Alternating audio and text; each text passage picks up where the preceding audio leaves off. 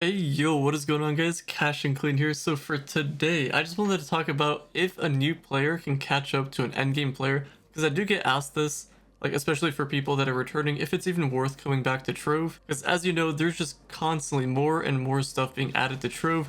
We can already tell with like new dragons coming out, the cash chest items. Those are just like a couple things, but then we have like Mystic Gear, which takes months of grinding and that's just insane. And for a new player or just a returning player that's also kind of new, or even a mid-game player for that matter, it can be pretty intimidating considering the amount of stuff in the game, but you'll be surprised on how much you can actually catch up with. So if you are a brand new player, I do understand there's a lot in this game and it might seem pretty confusing, but hey, I got guides on my channel and there's other content creators that also have guides on their channel. And you might end up joining different clubs that have some knowledgeable people inside that might help answer your questions, or maybe even global chat. Global chat's kind of 50-50 depending on your platform. I've seen some crazy things on there, but I've also seen some helpful people in there. So if you're in global chat, try to be more helpful. Don't do any of the racist stuff. Just try to keep it as tame as possible if you can. But anyway, back to what I was saying. So as a new player, it is possible to catch up, especially to an endgame player. And you guys might not realize this, but you are able to catch up and even grind for Mystic Gear pretty fast, faster than you think. And you will also be surprised by the amount of endgame players that just don't even farm for Mystic Gear because of just how ridiculous it is, and I don't even blame them. So if we don't include Mystic Gear in this equation,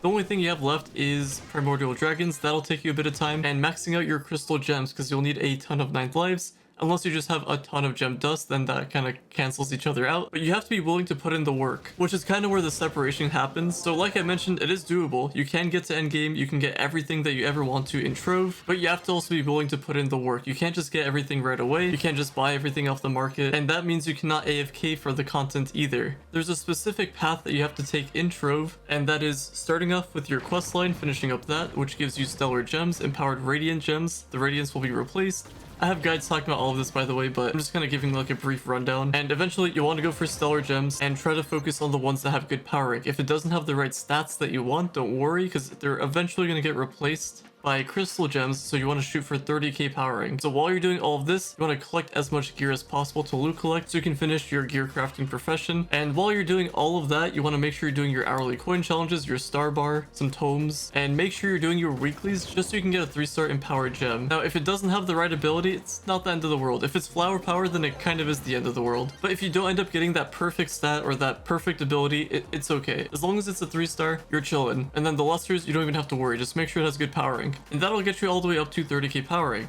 And from 30k power rank, you get guaranteed crystal 4 from the gear crafter boxes, or you can try to get it early on. It's like a 50-50-ish. I don't know the exact percentage if you're at 25k power rank. So you'll get either a crystal 3 or a crystal 4, and it comes at 2 stars, so it's already upgraded a little bit. And then from there, you have the opportunity of farming your crystal 5 from topside. D14 that is. Now the drop rates are awful, I will admit that. But when the update first came out, it was a little bit more doable. Now it's completely horrible. But it's possible. I've seen many people get it as like a casual drop, and you will have to work on gem dust and gems in general. You may as well try to farm for it if you can. Maybe you'll get lucky, get a crystal 5 drop. It'll come at 0 stars as opposed to the 2 stars you would get if you're at 45k power rank, but 45k is just so far ahead. It'll take a while to get there. And there is the option of trying to craft for a crystal 5. The RNG for this is random on everybody. You're gonna have to unlock the node in the gear crafting terminus thing where you can craft crystal 4 gear.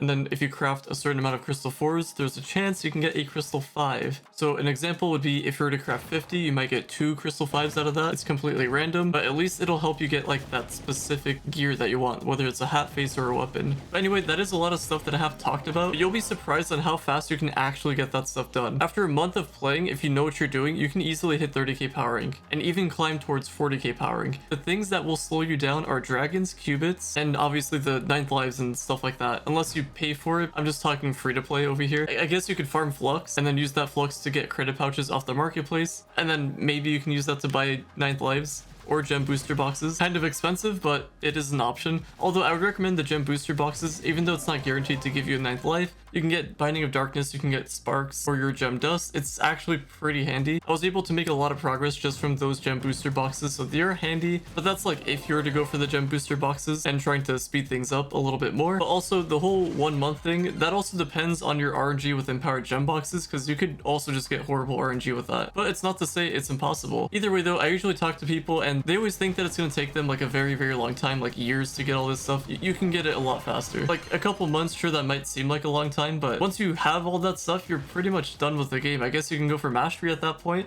So mastery, we can talk about that for a little bit. But if you play the game for an entire year and get every single mastery item that comes up for events, new updates, stuff like that, and while you're keeping up with that, you have to keep up with the current stuff that's already in the game. So like all the professions, all the costumes, everything you can gather right there.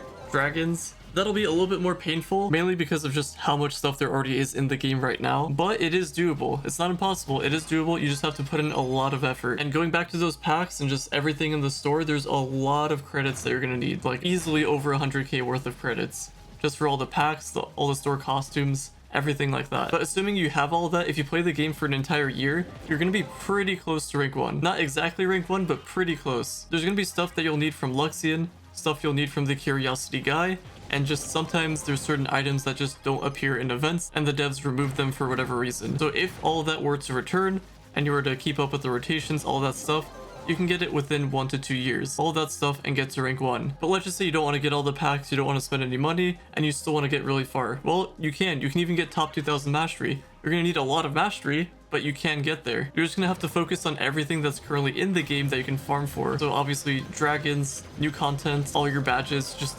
anything you can think of. A lot of people out there think it'll take many years, or just something that's completely impossible, or that you have to cheat to get up there. You don't have to do any of that stuff. When I played back in 2019, yeah, there was a lot of stuff, but not as much as compared to what we have now. So I was able to get to the power rank needed for just whatever shadow towers, just carrying myself through that. And then for mastery, I kind of just kept up with everything. There wasn't really much. There wasn't even delves, and I've said this in many of my other videos in the past. My intentions were never to go for rank 1 mastery or power rank, but whenever the opportunity presented itself, then I went for it. So for mastery, I was finishing up the professions because that was just part of the game. I was trying to progress. I started collecting the store costumes. Credit pouches were like 200k back then. Diamond Dragonite pouches were like 100k back then. So I was able to get the primordial dragons pretty fast. I was able to augment my gems fast because I just had all this leftover Titan souls, all this leftover Diamond Dragonites. So I was able to go for the expensive augmenting type, and then from there just augmenting the rest of my gems. We had super insane events. Like Frosty's, Skellies, especially when they first came out, those were insanely OP, and they're tradable boxes, but it's been so long since those things came out. But I think you get the point. Just set small goals, just complete little things, level up your characters, just do whatever you need to, and as you're collecting these things, you just add on more to your plate. Try to keep up with the dragons, because there's just so many, you need a ton of dragon coins, and eventually you'll be all caught up, and the only things you'll be missing, which happens to pretty much every endgame player now, is events, packs, curiosity stuff, things you have to just wait for, and it's really annoying, but that's all you can do. I wish there was a better system for these time-gated things, but for now, we just kind of have to wait. And going back to the overall question of this video, if a new player can catch up, the answer is yes. It's just more so if you're willing to put in the work. I believe you guys can do it, even if you have a full-time job. There may be other games that you do end up playing, but Trove is just always that game that's just nice, casual, friendly. Things can get pretty frustrating in Trove, which is understandable, but overall it is a pretty fun game, you have to admit, and hopefully it continues to be that way in the future, and maybe even better, who knows. But yeah, catching up with everything, about a year, 2 years tops, and that's assuming you're gathering everything that you can. Seems like a long time, but you'll actually be surprised, especially if you're just playing this game casually. If you're tryharding the game, then you might even get it earlier, who knows. But either way, that's all I wanted to talk about for this video. Let me know your thoughts in the comments down below. But on that note, thank you all so much for listening, watching, viewing, and subscribing, and I'll talk to you guys later.